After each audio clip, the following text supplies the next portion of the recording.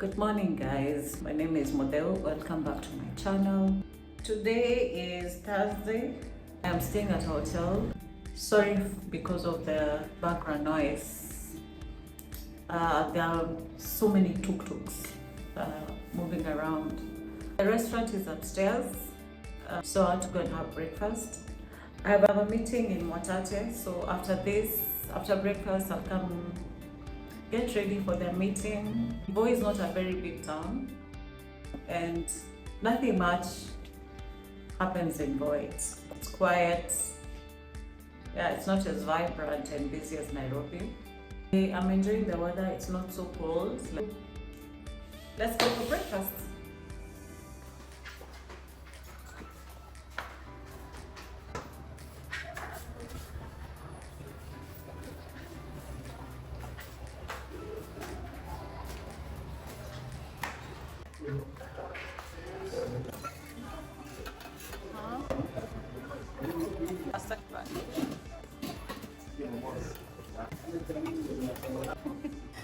Matoke. Utakula lunch? Itategemea na tumbo lako sasa. Na tumbo yangu? Ndio, kuna mwenye tumbo yake imepanuka sana. Na anasikia njaa tena. Nasikia njaa tena. So anarudia.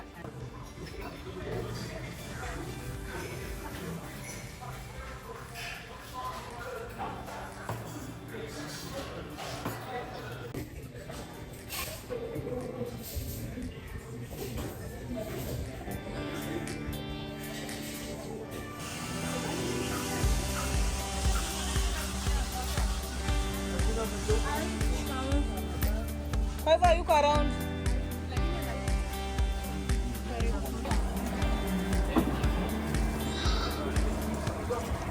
After breakfast, we went back to the room, freshened up, and I decided to check out and stay in Mwatate because most of my meetings are in Mwatate, and it did not make sense commuting from Voi to Mwatate every day.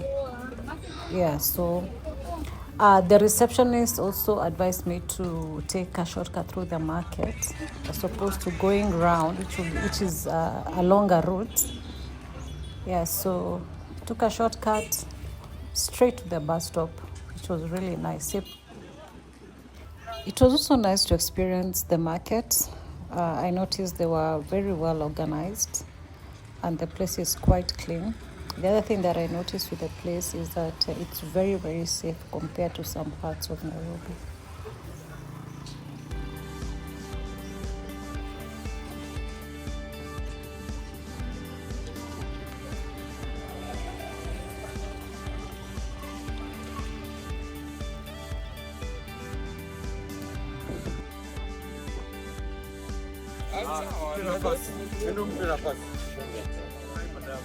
Sawa, si lazima mshike. Sishasikia. Sawa. Asante. Gari iko wapi?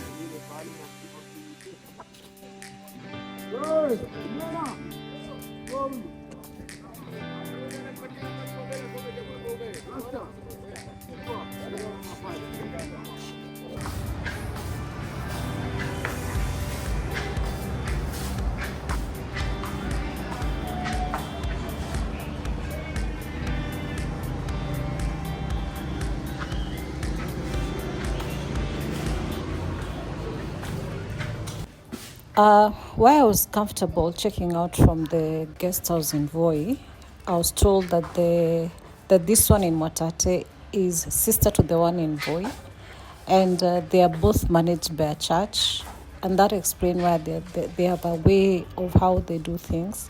The one thing I like about the two guest houses, they're very, very clean. Very, very clean. Like, I was not very sure that I wanted to stay here, but after what I've seen, I think I felt comfortable staying here.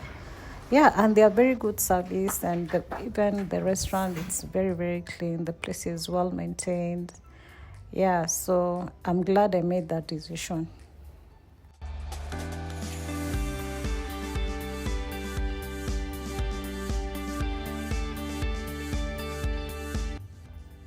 The following day after my meeting, I decided to take a bike ride just to look around and see what is happening, and also, do a video of the environment in Mwatate. And I'm glad I did that. It was very therapeutic. I enjoyed how the place is so peaceful, so green, very chilled out. There's no much traffic. I really enjoyed this, and I'm glad I did that.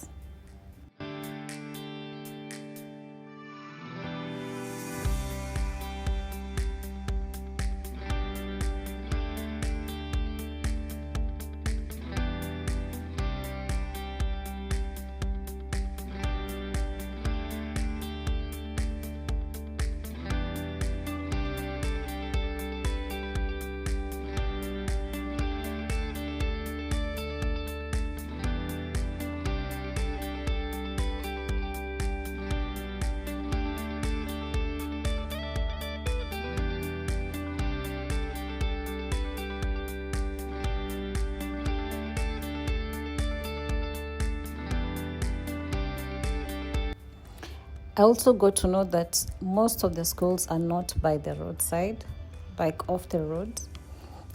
They are up, away from the main road, like all the way up the mountains, which is very cold. I was even wondering how they get there.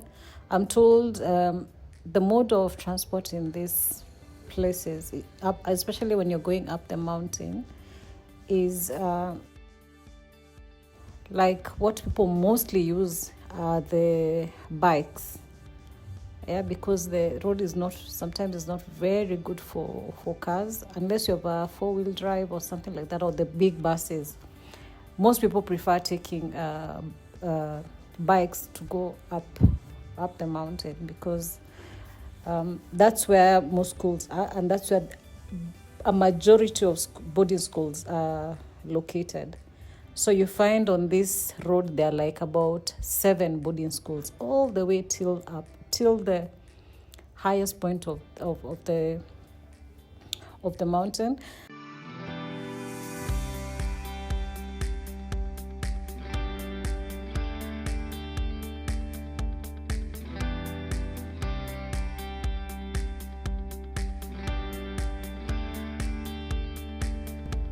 Hi guys, how you all doing? It's Friday and I can't sleep. Because I think there's a kesha going on and it is so loud. 2, I went up the mountains earlier and it was quite windy. I think I'm catching a flu. I'm really praying that it's not. I've been sipping some lemon tea. The lady at the reception was kind enough to bring me some hot water, some hot water and some lemon and some tea leaves to keep me warm throughout the night. The place is quite nice and clean. I miss home. I miss my boys. I miss my bed.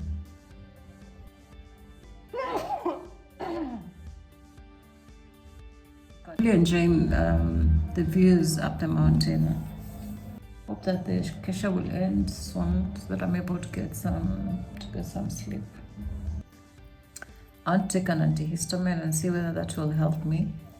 Did I carry? Let me check if I have any in my bag. Because the last thing I need in this, while on this trip, is getting sick. I have some celestamine.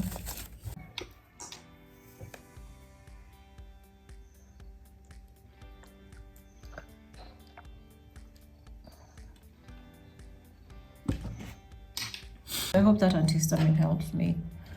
I hope I'll wake up feeling better. By my watch, it's going to midnight. It's 11:18.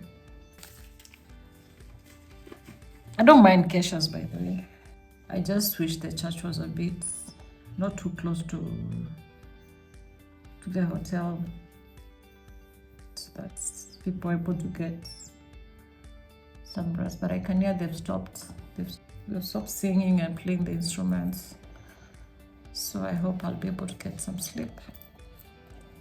Oh, and then I broke my specs. Yani in the economy, the last thing you need is such problems. I don't have this part of the frames. Hey, guy, need to pay bilama. Hey, my goodness.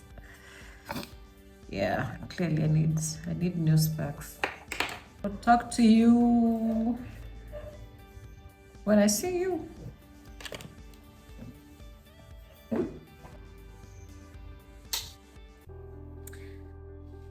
Hello guys, it is Sunday. It's another morning. It's been raining and it's very chilly.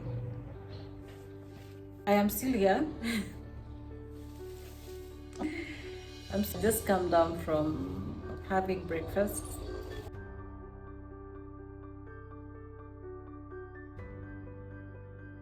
I'm back to the room. I'm much better. Last we spoke, I was a bit under the weather. Yesterday I was just, I didn't go for my meeting because the person I was meeting was in Taita Taveta. So I was just in my room most part of the day. I usually have prayers with a group of ladies. We have formed a WhatsApp group of single moms. And so one of the things that we do every morning, we do our morning prayers together. And so after our prayers, we had a chit chat amongst ourselves, and we're thinking of watching The Polygamist. With all the noise that is out here, I got a bit curious and I decided to watch it for knowledge, to get to know what is happening out here. Whatever the movie is about is nothing new. These are things that are happening, that no one talks about them. This is what I think about the movie, to be very honest. A marriage can either build you or break you. A marriage can make you do things that are not